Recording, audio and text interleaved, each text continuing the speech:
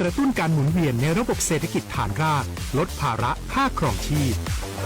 plus ที่ 3 เพิ่มสิทธิพิเศษด้วยการดูแลผู้ที่อยู่ในระบบภาษีให้ได้รับสิทธิพิเศษมากขึ้นเพื่อสร้างแรงจูงใจ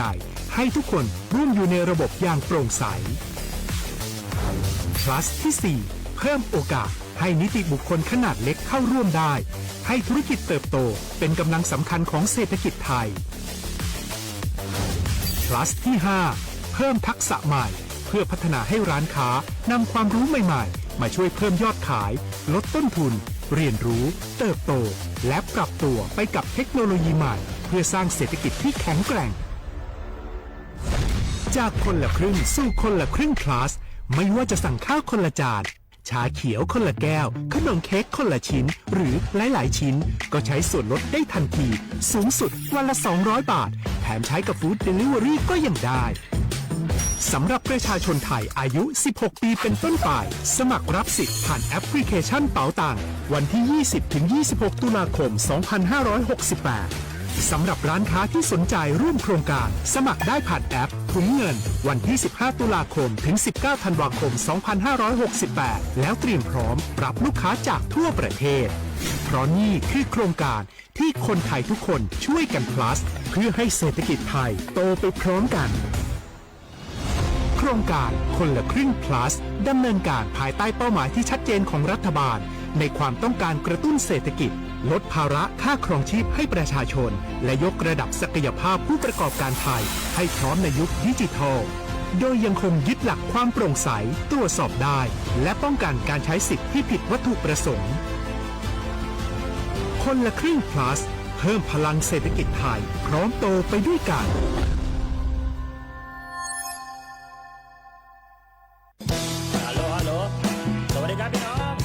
อายุอันนี้เดือขยาวโฆษณาไกกะกอสถานีวิทยุกระจายเสียงแห่งประเทศไทยจังหวัดเชียงใหม่พปานเนอบีเคฮอมอนาแอออนเหลียเมเจ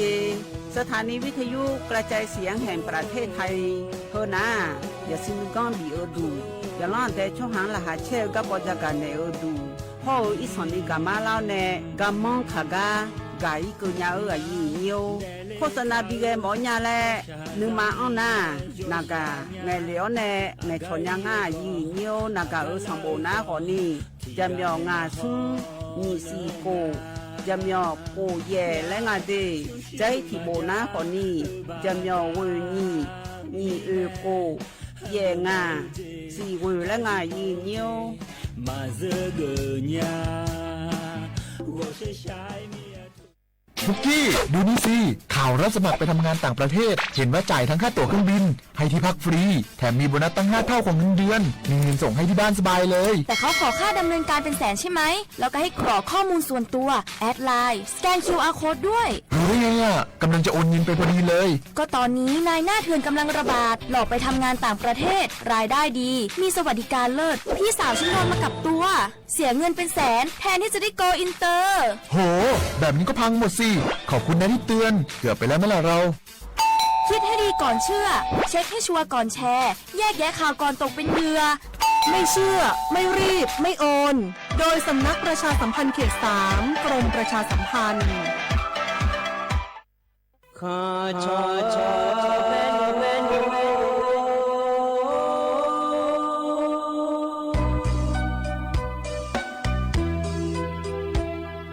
za ni cho pu le nga do we tu ya ka ba za ni cho mo le nga do nga cho ya ka ba cho pa ma si cho cha lo na i ba so ma nga na ma si ko le ya i ba nu ma si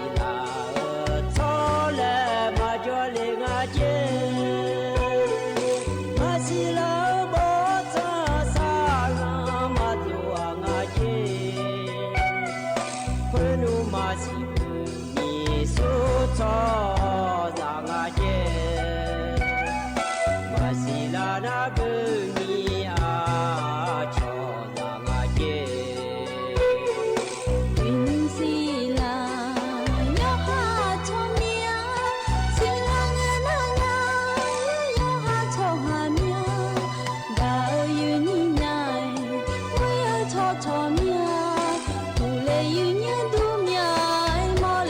ချော်လွယ်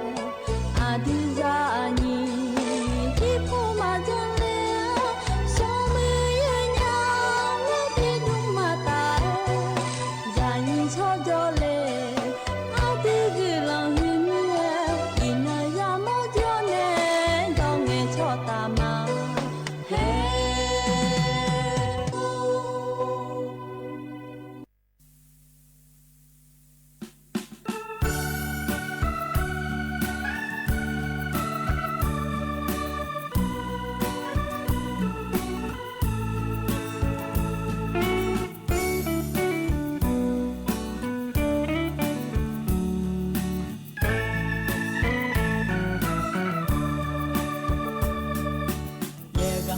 yam chơi nha ô cho là yam đồ lê nha a bo a pa lo nung pa si pa pa la di so nga la ha ti che ni pa si che di na ma mu yo te nga cứ lê di nha yo sư yo mà pa nha bo chờ bo dang cha mà tu phơ lue nhà nga sa ne nga bi do le mà tung phơ lo nung yoga dang chiu nga si o a khung de la nhà nga si nga ha lo nung ga dang ma chiu nhà mà mưa gió tươi na cứ lê chi nhà mi bé tu la ya lúa nhà bố chờ bố đang xa ya thiê khô bố lúa nhà nga xa nương mà bay nhà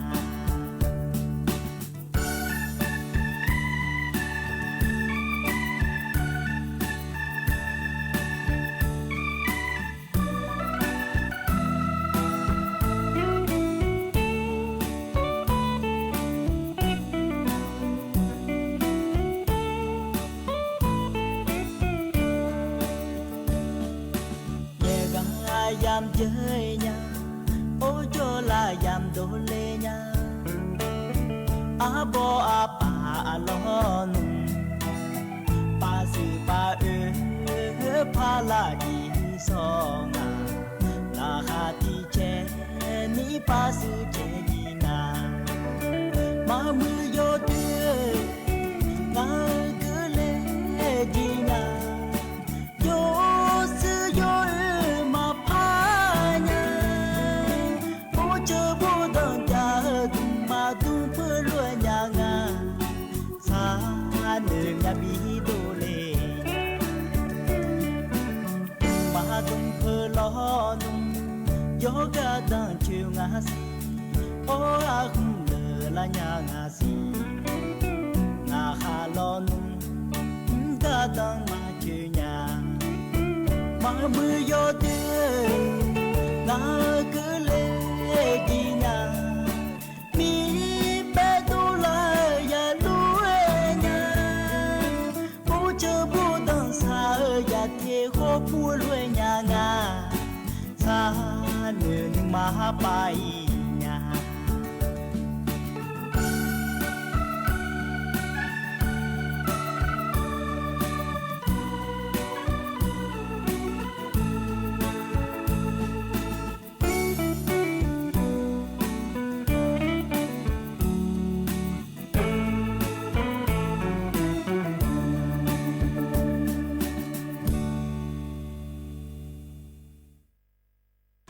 อุศพออุรุธรรมเด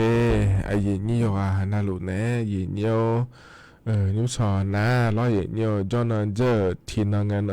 นี่เนาะล้อทีนังและไพ่แม่ให้จอนเฮจองเฮกามีหอมัวตัวจอนเยนี่นะทอนจ่อมีเนล้อเยนี่ยวมีนางาเยนี่จอนเจอทีนังล้อราชการป่ากระดูนะขอเนี่ยมีนาทีนังแล้วนาเนอเดเยนี่เดเถกาเดือพระบาทสมเด็จพระเจ้าอยู่หัวรัชกาลที่9แบนเนอร์เกอร์กาดูเดและงานไทยเนี่ยให้เราเทมิเน มีนาโลกนานาอันเนฉลาเดเธอราชการปาหมอกมัวดูแม่เลยเยอะเอกชนเนี่ยที่ก้านาในแม่เดยเยอะเดที่มีเนี่ยร้อยเยอะเยอะนี้ราชการปาหมอกมัวดูเยอะโลก็ดูนะขอเนี่ยให้อีน้อยเนี่ยนะอีนาละยาแม่เดยเยอะเดอำเภอผู้มาเยอะแม่เทศบาลอบตผู้มาเยอะแม่เดยเยอะเดที่มีเนี่ยเราเห็นนะขอเนี่ยเยอะที่อันงานรัวเลยนี่อยู่เนาะนะลูกก็อยากมีเนี่ยเราให้เงินเราอ่ะเงินเราก็ละไม่เลยเหอะแล้วเรามันอยู่ทางยาขอนี่จ่อผ่าได้จะการได้เนี่ยเดที่เขารู้ว่าจะทำมาเยี่ยวรอนาลีเย่หลายเนี่ยนาลีวัวหลังก็นี่แล้วเดเยี่ยวเดยมยากอแหลมถาจะแม่เยี่ยเนี่ยเขาเราอายามให้กันยาลัวจะการอากาศด้านเนี่ยบิสิปิกามาเดเยี่ยวรัฐบาลก็แม่รอเยี่ยว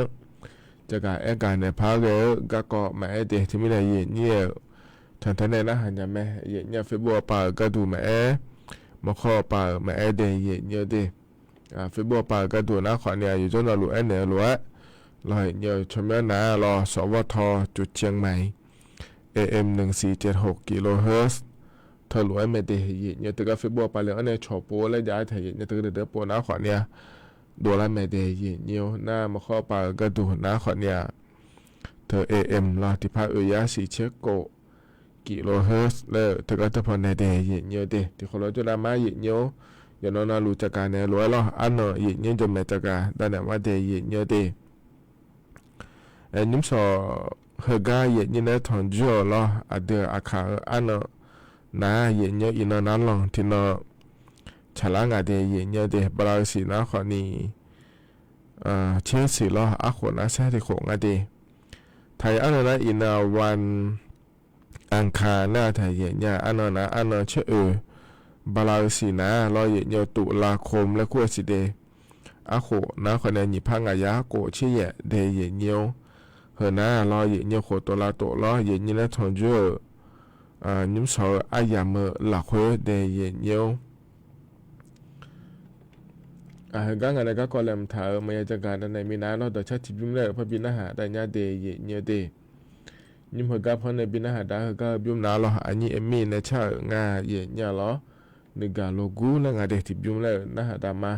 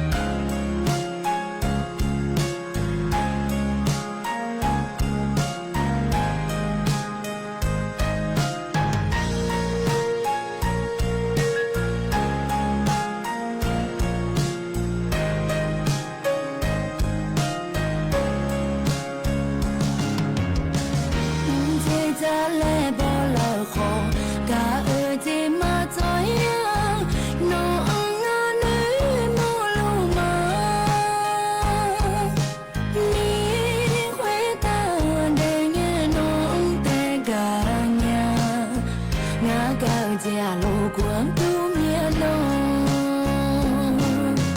non ga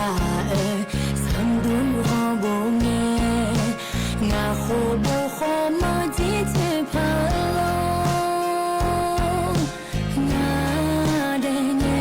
tizi no khashi dua ado thi ga te tu miedo anya ga ma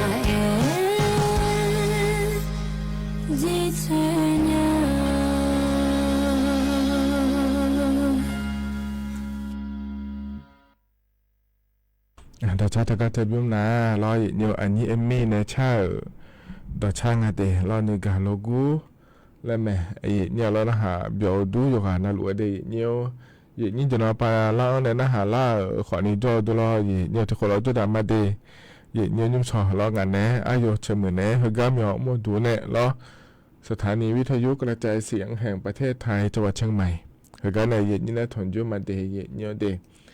ช่วยตะกัดชาพอในบินอาหารดังอย่างอยู่ที่บ้านแม่แต่เอาไปจนในล้อเงี้ยช่องเหลือแหวกหลังมาเดล้อเดี๋ยวย้อนเอาลูเงี้ยช่องเหลือแม่อย่างล้อเลยอย่างนี้บีเลยก็ดูเดล้อหลังมาเด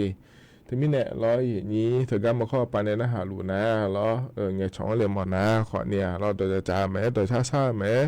ล้ออย่างเงี้ยเด็กเงี้ยช่องเหลือแม่อย่างเงี้ย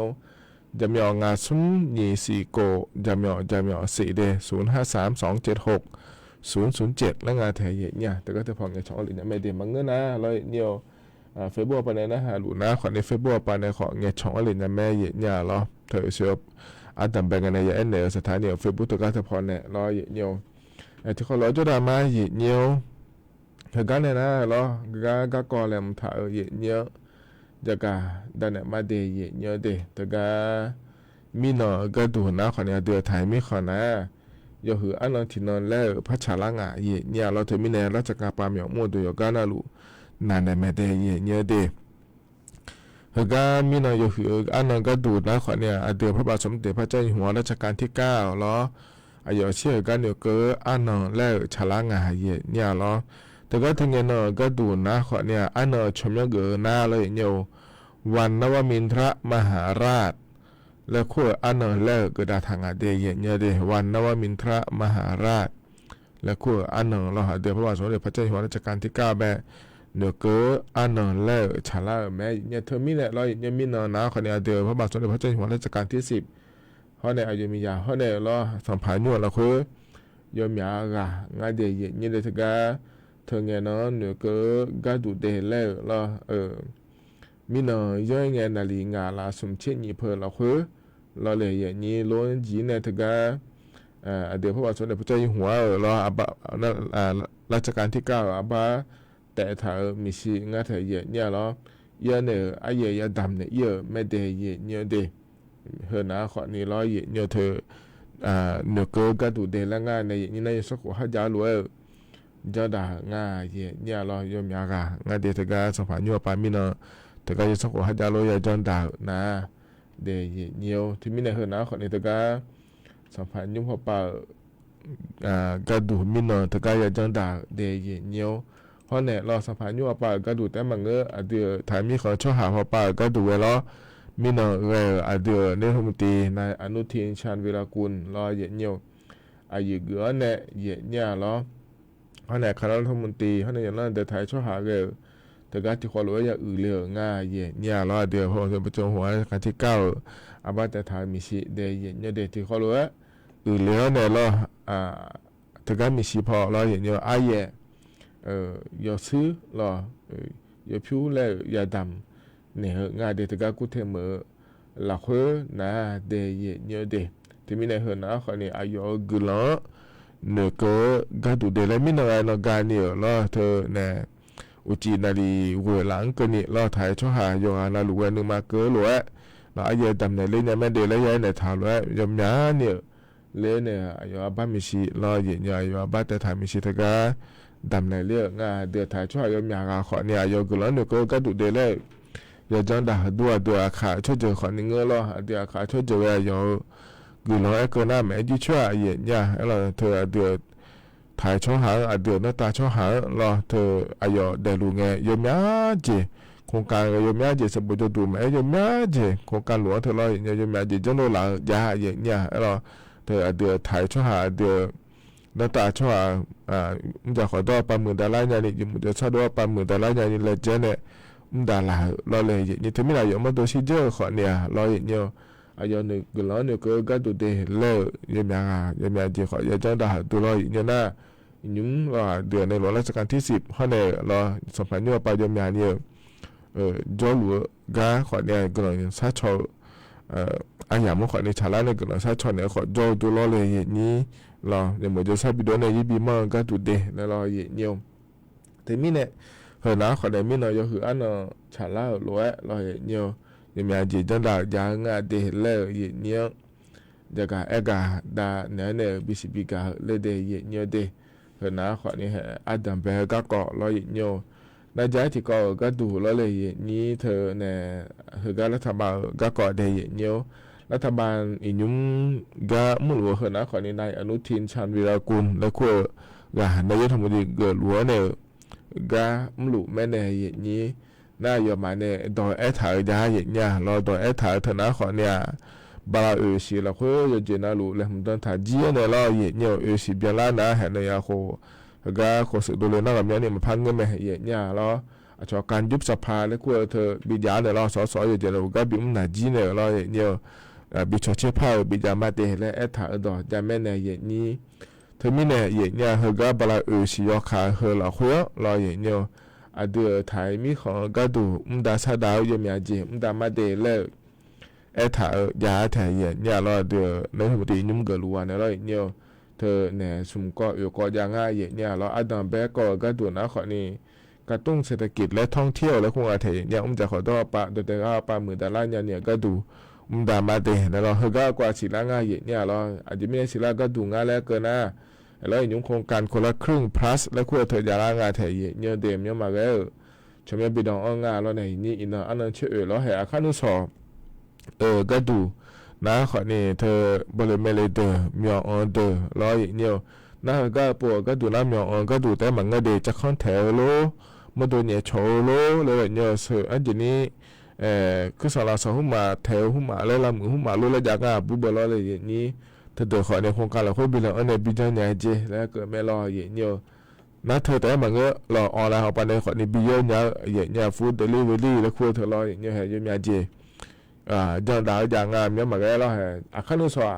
เธอก็เธอพอเป็นเมลิเตอร์แล้วมีออนเดอร์ฮัลโหลจังเดี๋ยวจะมาชมบินอันนี้รออย่างเนี่ยอันนั้น你切呢你切过后那个了讲ดูมาอยู่มาเดอชมบินอันนี้รออย่างเนี่ยที่บ้าน你切完个呢บาลาสิจีเรงยามะเนี่ยเหรออันดับแบนไปยุ่มดายามาเดและมันถ่ายจางารอเนี่ยให้เรา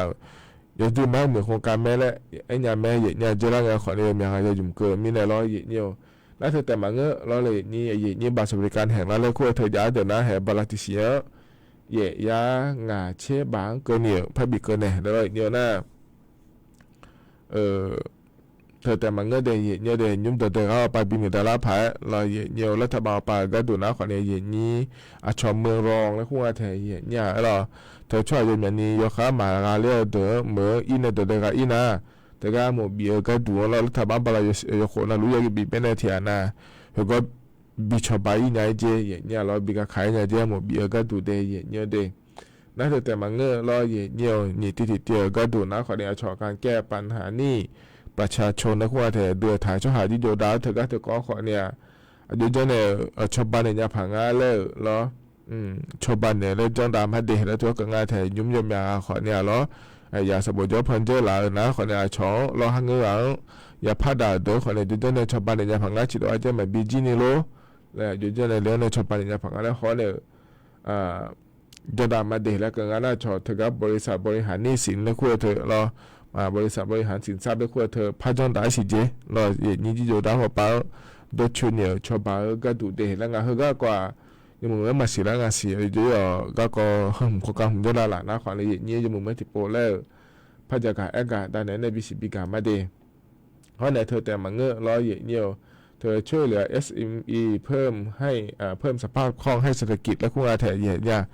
SNE แล้วควรจะนะขอเนี่ยเธออยู่หาเมียอยู่หามั่วเด้อรออยู่หืออีสอนนี่หือเด้อมังเงือรอเลยอย่างนี้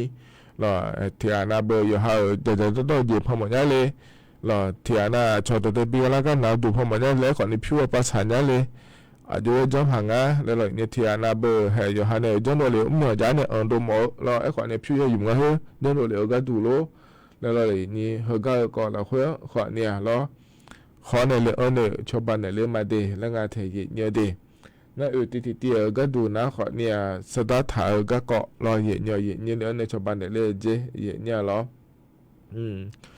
จิมีเนี่ยงานแล้วก็น่าอินุมนะขอเนี่ยชอบหายาเหรอรออาโคโยมยานี่เขาโยมยานี่มั่งอะเจผู้สูงอายุแล้วก็เถอะรออินุมนะรอโยมยานี่โคใช่ที่โคมยาดาล่างอะเจเนี่ย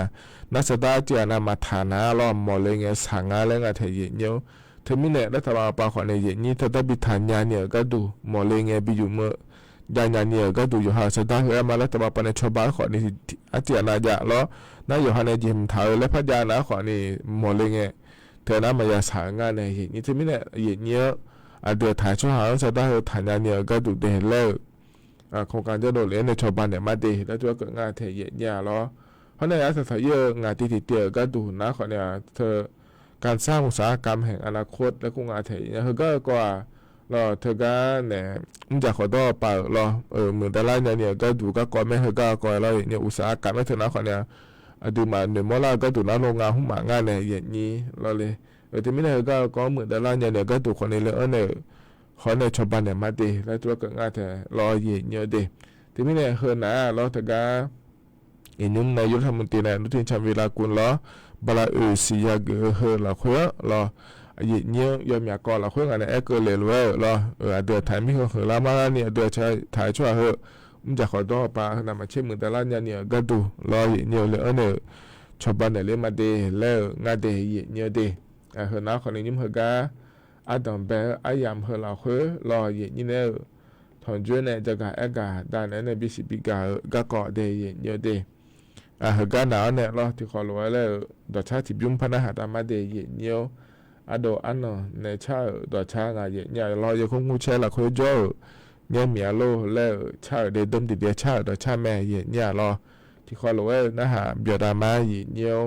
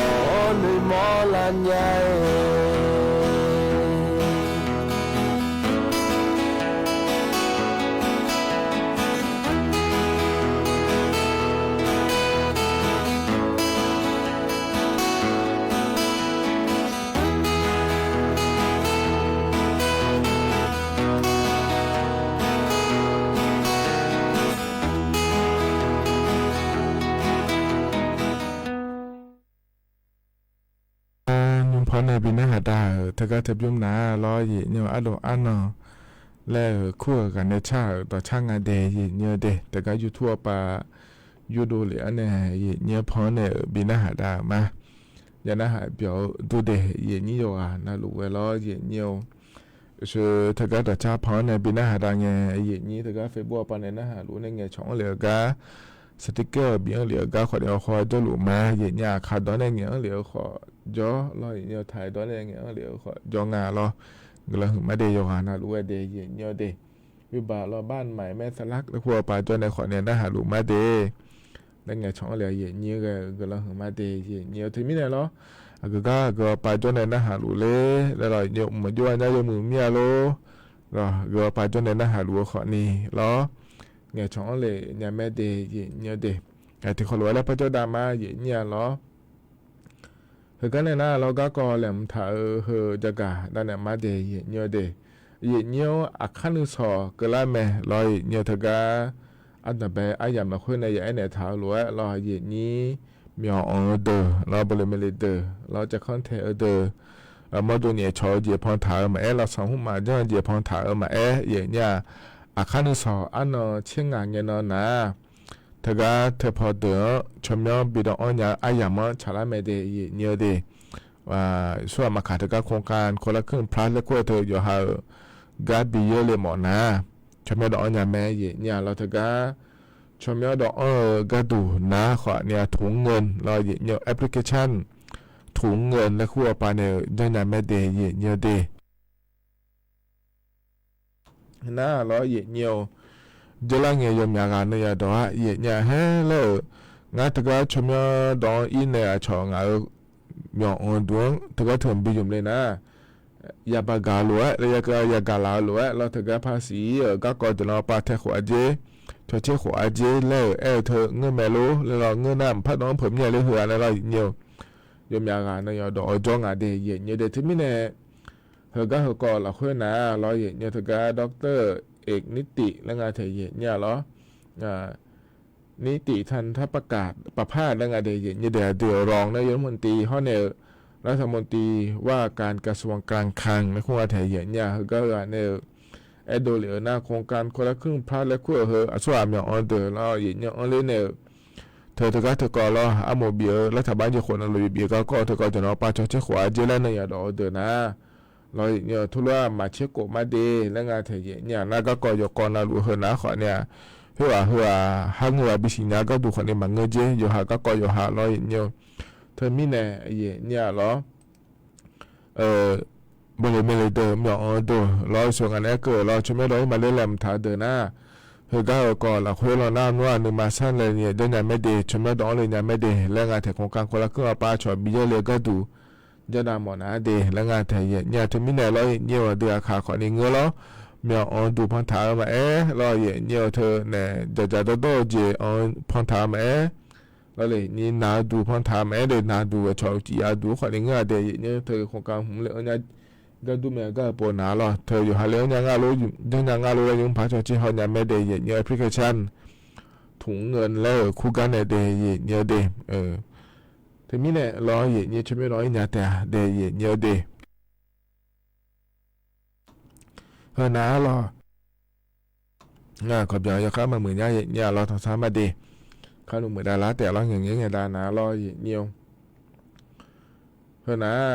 ข้าหนุ่มสอเกล่างาเล่จักเอกาได้ในบีซีบีกาเลยก่อนเนี่ยข้าหนุ่มสอแต่มันก็ย้อนนอนหลุดน้อยเนี่ยไม่ได้เนียวเฮอนาที่ก่อนเดี๋ยวอันนั้นยังพาเกเฮก็ก่อนจักเอกาได้เนี่ยเนี่ยอินยุมนะรอเยมยากานากาจาระรออินเทอร์เน็ตจาระงั้นเราอินเทอร์เน็ตขอในเทอร์เน็ตน่ามาเผื่อง่ายเราเยบาลาสีเนี่ยขอจะอาขวเนี่ยขอนี้จะเทียนาร้อยอีกครั้งชอเน็ตบ้านแล้วคงงานแล้วเนี่ยนี้รออีกครั้งเรานี้อยู่เมื่อก็ดูเดลแล้วอินเทอร์เน็ตยาพามาในเดิมอย่างฐานเนี่ยบิดาขอนี้จ่อเธอมีเนี่ยรออีกเนี่ยครับอย่างโฮโลแกรมมีอะไรหรอเธอมีเนี่ยเดย์เนี่ยเดย์ทกาเนี่ย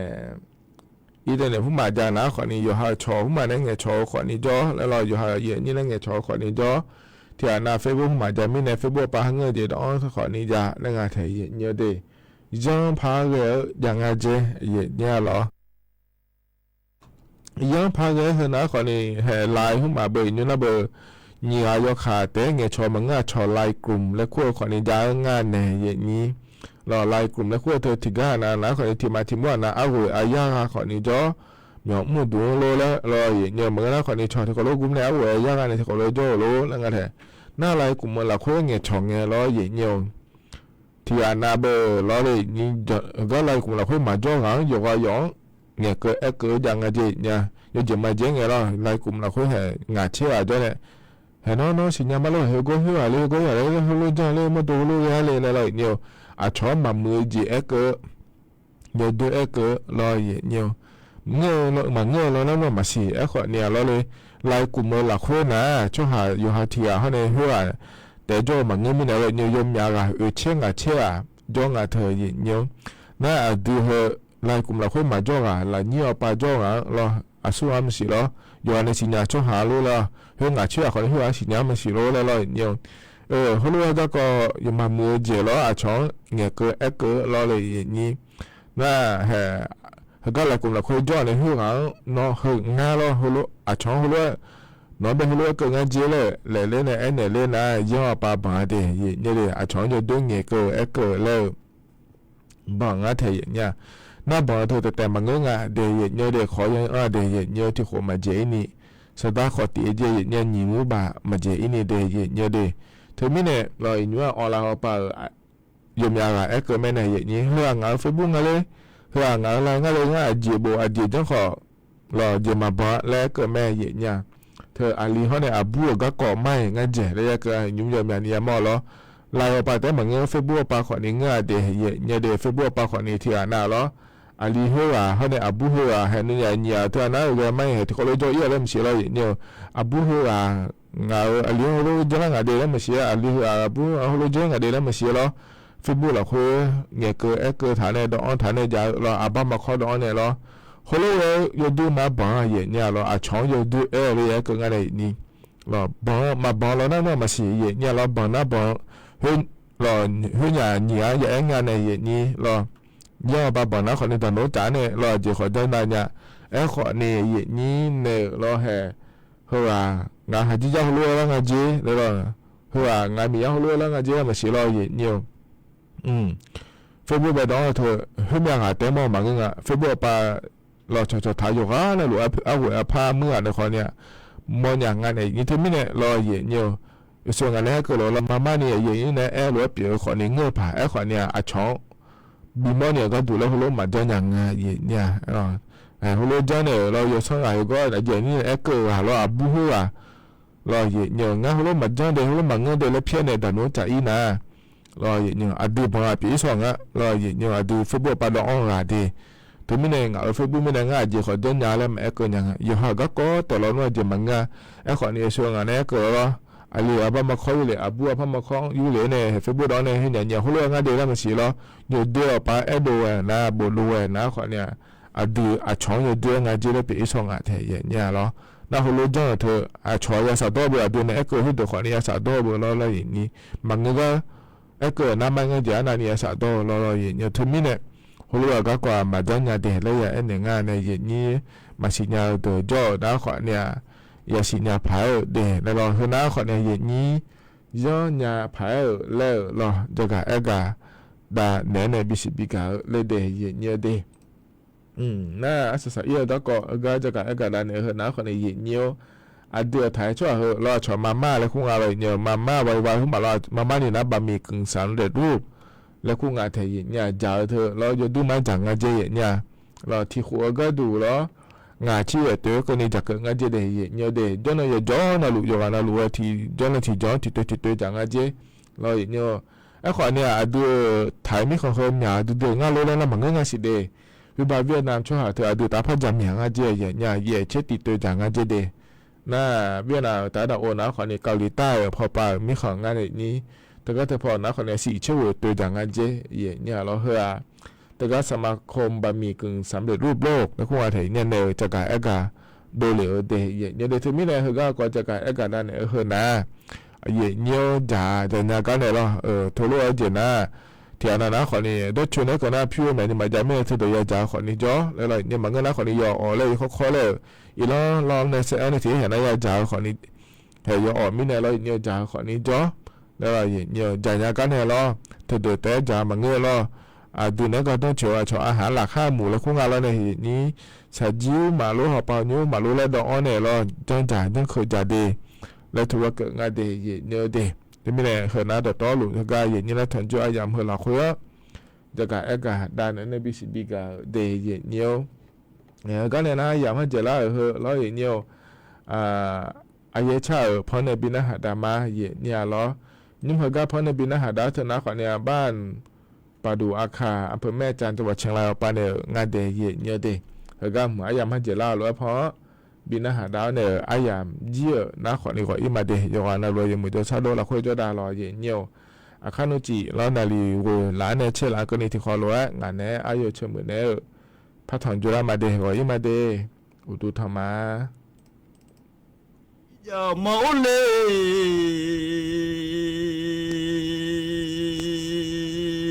เฉลี่ยชอบมามีอย่าโอนพอจีเสดก็เพียงที่เราเงยเอวมือ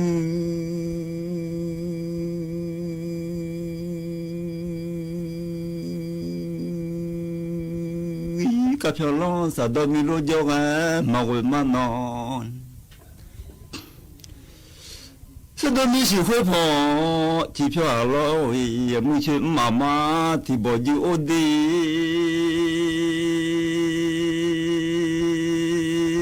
น้องจิกุบาที่สมงายกูบอกชอบเลยท้อสะดอมีโลจง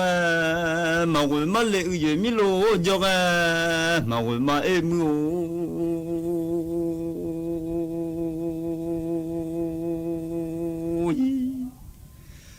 是妈妈哦，有的米罗拉好，好长啊老哦伊，把木啊妈哦伊，小嘞小妈妈提包就哦的，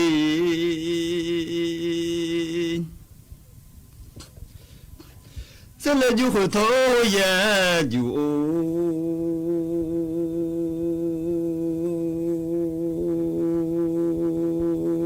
伊好我没讲他人米哦孬。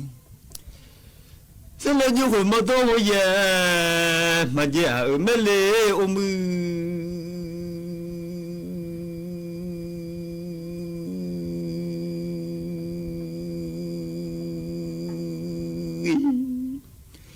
还没去妈妈哦，没到没去咱米，没陪来我们孬，我陪见米姑就我的也下陪见。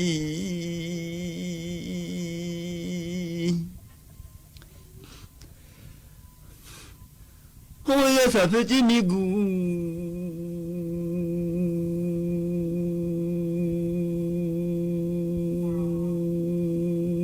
然后嘛，这个上厕所然后不能嘛这，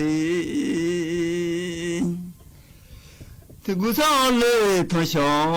然后不来了都熬么。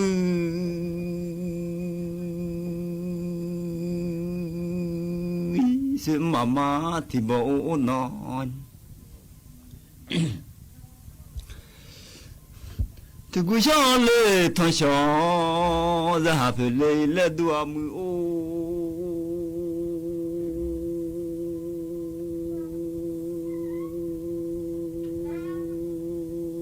đâu phải bao cú mà mưa ít ra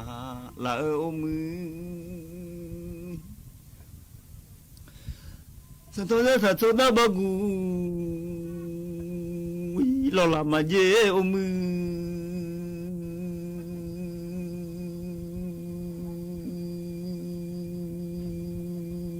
sao tôi cho đã bao cú lo nghe mưa ôi ra sao cho đã nó chỉ mà lê làm nó ngồi lê la cho bu ju ô đi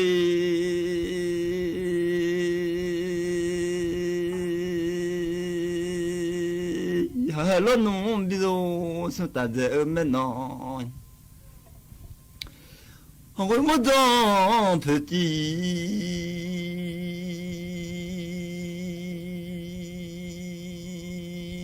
la mi ju ô thì cô sa ăn thang so thì cô sa ăn thế so ra phê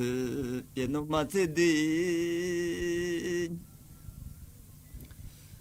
thì cô cho lệ thang so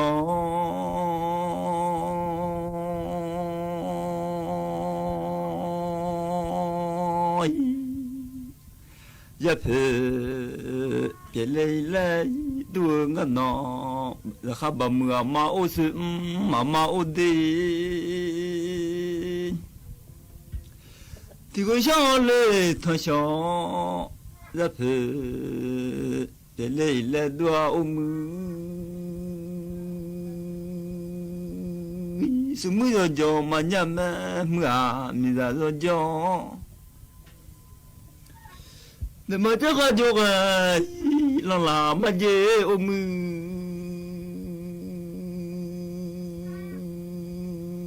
đi ra đi để mà chắc là chỗ cái lòng mà đi ra chắc đi mà giờ cứ khá ra rằng làm mà dễ mưa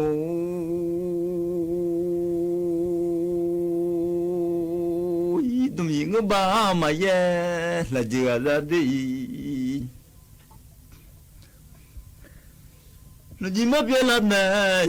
thở leo mưa thì mà biết là này li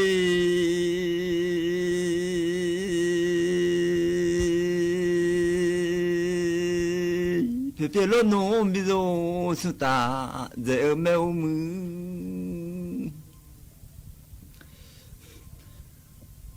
không có một đứa ăn chết chi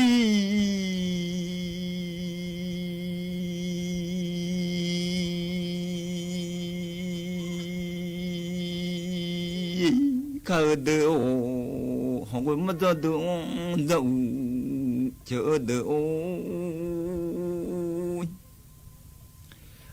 không có một đứa ăn chết chi cả ngày không có một số thứ của chỉ cả số sáng thế này là đứa ngáo mưa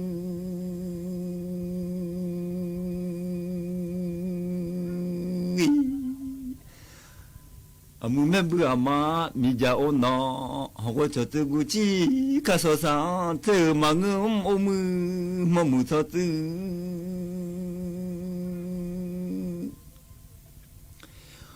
hôm mà mưa thưa thưa của chị cả số sáng chớm dễ ôm mưa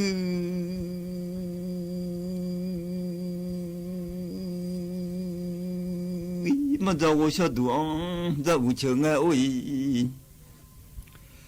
hồi mà giàu lệ chỉ mi sao chờ mà đua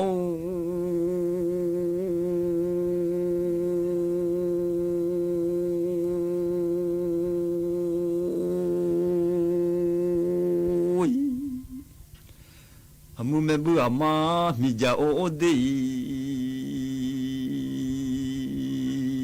giờ mà lũ lê phu chơi chờ đợi ô đi mi lũ lê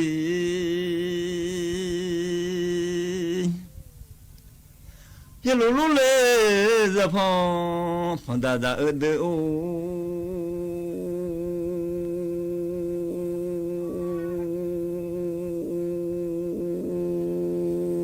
จะมาโลเลผู้เชี่ยวชาญเมื่อมีโลเลผู้เชี่ยวดี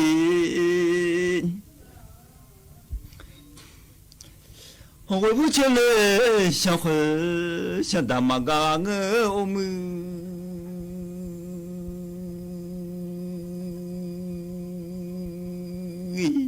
มึงไม่เบื่อมาโอมีจะไม่เบื่อมาดีหอยผู้เชี่ยวเลยช่างของคือไอ้ยาไม่เลยโอมือ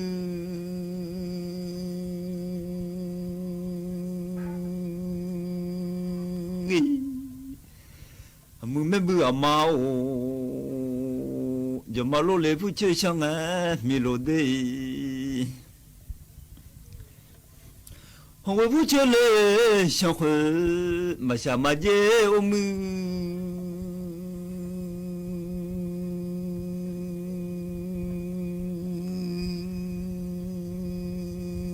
อาคาผู้บาซาสลามเจนอตาลอผู้บาเฮโลโลเลซาพอพันดาจังเลโอมือ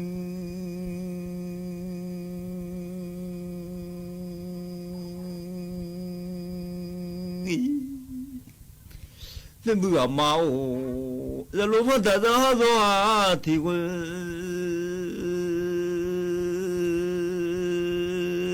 ชัวงานนอบะมือมาโอไม่เบื่อมาโอดีเฮโลโลเลจะพอพันดาจังเลโอมือ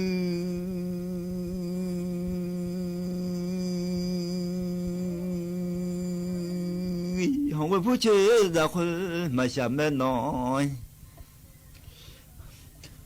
ข้าจะหลบพ่อแม่ซาสลามาเจอมือ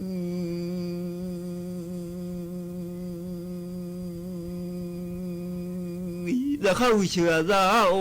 บามือเชื่อซาดี